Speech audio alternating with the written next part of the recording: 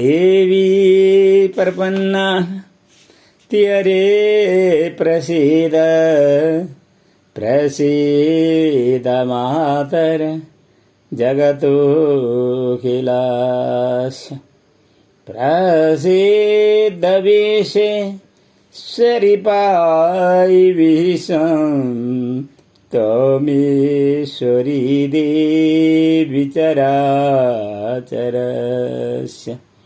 आज 2079 भाद्र 3 गते शुक्रबार। आज श्री कृष्ण जन्माष्टमी। त्यसैले हामीले श्री कृष्णको नामस्तुति गर्नु आजको परम धर्म हो।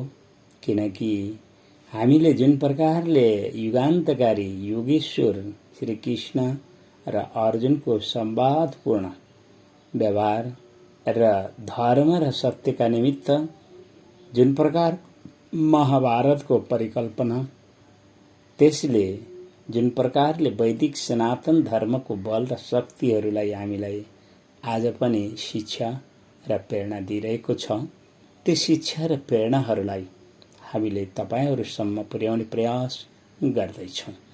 श्री कृष्ण गोविन्द हरे मुरारे हे नाथ नारायण वासुदेव।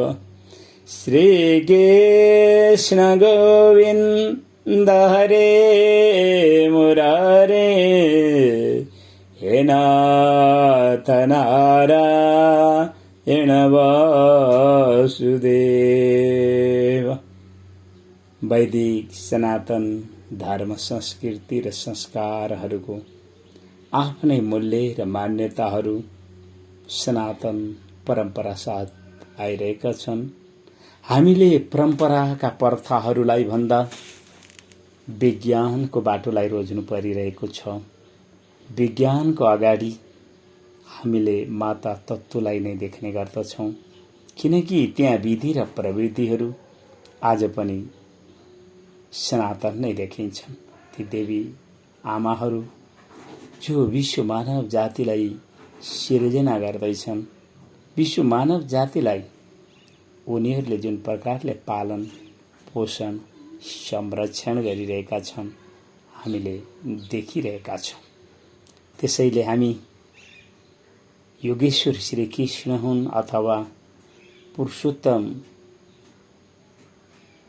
श्री राम जहाँ हामी उभिँदा पनि पहिला त हामीले देवी आमाहरूकै महिमा गाउनु पर्ने हुन्छ। किनकि माताहरूको महिमा अपार छ। उनीहरूको ममता, माया, दया, करुणा, सम्मानलाई त हेर। जति बेला हामी एउटा प्रसूति देवी जसले एउटा विश्व मानव जातिलाई सिर्जना गर्ने दैवी कला साथ त्यो नाल र नाभि नकाटिएको परिस्थिति, त्यो धरती र आमाको सम्बन्धहरूको परिचय चिन्हहरू सनातन तत्त्व हो। हामी कतै वैदिक सनातन धर्मलाई टीका टाला माला र ती मन्त्रहरूको विवादमा उल्झिँदैछौँ भने हामी प्रकृतिको खुला विश्वविद्यालयमा उभिएर शिक्षा दिन सिक्ने। किनकि योगेश्वर श्री कृष्णको यही नै सन्देश छ। त्यति मात्र होइन, महर्षि वेदव्यास र यस्तै यस्तै कवि र वीरहरू, महावीर हनुमान आदि पनि देवी आमाहरूलाई नै सम्मान दिएको वैदिक इतिहास, वैदिक शास्त्रका सम्मतहरू हामी पाउने गरेका छौं। एकातर्फ हामी योगेश्वर श्री कृष्ण र अर्कोतर्फ हामीले ती द्रौपदी देवी द्रौपदी र तिनको चिरहरण कथा विषयवस्तुहरूलाई स्मरण गर्छौं। असम्भव र सम्भवको बीचमा उभिनका निमित्त त हामीले दैवी सिद्धिहरूको नै अनुसन्धान गर्नुपर्ने हुन्छ। किनकि त्यहाँ जय र विजयको इतिहास छ। त्यहाँ सत्य र धर्मको इतिहास छ। त्यहाँ जन्म र मृत्युको एउटा सांसारिक विषय छ। हामी जन्मलाई हर्ष र मृत्युलाई शान्तिको रूपमा बुझ्न पुग्यौं भने हामीले हाम्रो जीवनलाई केही प्राप्त गर्न सक्नेछौँ। हामी जुन प्रकारले जतातिर जाँदैछौँ, मानिसहरू जसरी कसरी पनि हो धन जम्मा गर्ने प्रयासहरूतर्फ उभिँदैछ भने त्यो उसको प्रयास गलत मानिनेछ। उसले आफ्नो जीवनको दुरुपयोग गरिरहेको मानिनेछ, किनकि प्रकृतिलाई उसले बुझ्नै पाएन। प्रकृतिलाई बुझ्नेहरूले सुख र दुःखको विषय मनलाई नै मान्ने गर्दछन्। मन अनुकूल, सन्तोषी र मन अत्यन्त जागरुक भइदियो भने मानव जाति नै विश्वको एउटा अत्यन्त महान व्यक्तित्वसम्म पुग्न सक्दछ। त्यही मानव हो जुन पैसाका निमित्त फोहोरहरूमा खेल्न रमाउँछ, खेल्न विवश र लाचार हुन्छ। म जति बेला शहरी जीवनहरूको माझमा उभिएको हुन्छु, शहरका ती फोहोर डङ्गुरहरू देख्ने गर्छु र मानिसहरू एकातर्फ कोही नाक थुनेर हिँडिरहेका छन् भने अर्कोतर्फ जो पैसाको खोज गर्नेहरू तिनै फोहोरहरूमा खेलिरहेको पनि मैले देखिरहेको छु। हुँदाहुँदै यो राष्ट्रको राजनीति पनि त्यसै फोहोरो सहरका फोहोरोहरूमा आफ्नो प्रभाव देखाउन पुगेका छन् र त्यसले वास्तवमा शहरी जीवनलाई नै एउटा महामारीको रूपमा उपस्थित गर्न गएको पनि हामीले अनुभव गरिरहेका छौँ। हामीले यो बुझेनौँ कि बढ्दो जनसङ्ख्या र उसका कृत्रिम आधुनिक आविष्कारको विकासहरू कतिसम्म महँगो पर्छ। यो त महामारीको विषय हो, यो त वैदिक विज्ञानको विषय हो, यो त दैवी बल र सिद्धिहरूको विषय हो। हामी त्यही बाटोमा उभिएर हामी बजारमा पनि घुमेका छौँ।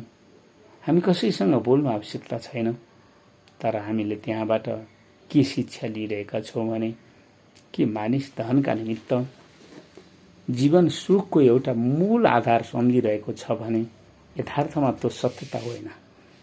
हाम्रो मन अनुकूलको व्यवहार र मन अनुकूलको जीवन भयो भने मात्र हामीले सुख प्राप्त गर्न सक्दछौँ। त्यसैले त वैदिक शास्त्रहरूमा त्यो प्राणलाई अत्यन्त महत्त्व दिएका छन्, त्यो मन र बुद्धिलाई महत्त्व दिएका छन् र त्यो 10 इन्द्रियहरूलाई महत्त्व दिँदै भौतिक शरीरलाई सन्तुलित आहार र हाम्रा यी जुन जैविक शरीरहरू छन् उनीहरूलाई व्यवहारको महत्त्व जनाइएको छ। व्यवहार भन्नाले विशेष आहार, विशेष आहार भन्नाले हाम्रा मन 10 इन्द्रियहरूको लागि र हाम्रो जीवन र हाम्रो भौतिक शरीरका लागि जुन आहारको आवश्यकता छ, जीवन जिउने कलाको आवश्यकता छ, त्यसैको नाम विशेष आहार पनि हो र त्यही हाम्रो जीवनको व्यवहार पनि हो। कहिलेकाहीँ हामी भावुक पनि हुन्छौँ। आज पनि हामी योगेश्वर श्री कृष्णलाई सम्झेर भावुक भइरहेका छौँ, किनकि उनले जुन प्रकारले महाभारतमा देवी द्रौपदीको चिरहरण त्यो विषयवस्तुलाई आफ्नो यौगिक बल देखाएको सम्झेर हामीले हाम्रो समकालीन परिस्थितिमा हाम्रो वैदिक सनातन धर्म संस्कृतिलाई संरक्षण गर्नका निमित्त दैवी सिद्धिहरूको अनुसन्धान गर्न उभिँदै गर्दा हामीले योगेश्वर श्री कृष्णको पुकार गर्दा हामीले अनुभव के गरिरहेका छौँ भने हामीले ती अग्नि देवतालाई स्तुति गर्न सक्नुपर्छ र उनको बल र शक्ति सामर्थ्यको सदुपयोग गर्नुपर्छ।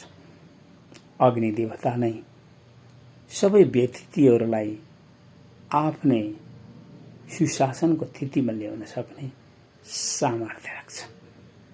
हाम्रो आत्रेयहरूले अग्नि देवतालाई स्तुति गर्न जाने र उनीहरू आफ्ना कालहरूमा अत्यन्त सिद्ध महापुरुषका रूपमा पनि प्राप्त भए। म यस क्रममा यस आत्रेय वंश परम्पराका ती देवी अनुसुया र अत्रि महाराज, ती दुर्वासा, ती दत्तात्रेय महाराज, यस्तै जे जति पनि ऋषि महर्षिहरू आत्रेय नस्लको परम्परामा उभिए, हामी उनीहरूबाट शिक्षा र प्रेरणा के लिँदैछौँ भने कि हामीले प्रयास गऱ्यौँ भने हामी पनि तिनै दैवी सिद्धि र शक्तिहरूको सामर्थ्य बलमा उभिन पुग्नेछौँ। समय लाग्छ नै। हाम्रा प्रयासहरू कि जथाभावी फोहोरिएको र लथालिङ्ग पारिएको यो नेपाली हिन्दू समाजलाई शोधन गर्नु र हामीले वैदिक सनातन धर्म मूल्य र मान्यताहरूमा उभिएर वैदिक विज्ञानको आडमा उभिएर दैवी सिद्धिहरूको अनुसन्धान गर्दै दैवी प्रकोपको साथमा यो राष्ट्रको हितका निमित्त वैदिक सनातन धर्मको हितका निमित्त जे गर्नुपर्ने हुन्छ ती कार्य गर्नका निमित्त हामी प्रयास गरिरहेका छौँ। र यी आवाजहरू आज त्यो वृन्दावन जहाँ मयूरहरूका पोखहरू लगाउने, ती ग्वालाहरूका साथमा खेल खेल्ने, ती गाईहरूसँग रमाउने योगेश्वर श्री कृष्णको आज जन्मदिन, जन्माष्टमी दिन। त्यसैले मैले आफ्नो तर्फबाट पुष्पाञ्जली दिनुपर्ने, मैले माताको उपदेश र ती आदेशहरू पाएको छु। त्यसैले आज मैले माताका स्तुतिका साथमा श्री कृष्ण गोविन्द हरे मुरारे हे नाथ नारायण वासुदेव। श्री कृष्ण गोविन्द हरे मुरारे हे नाथ नारायण वासुदेव। श्री कृष्ण गोविन्द हरे मुरारे हे नाथ नारायण वासुदेव। यिनै नाम स्तुतिका साथमा मैले आजको यो आवाजलाई यतै बिदा दिन जान्छु। देवी प्रपन्नारति हरे प्रसीद प्रसीद मातर जगतोऽखिलास्य प्रसीद विश्वेश्वरी विषं तमेश्वरी देवी चराचरस्य। हस्त धन्यवाद।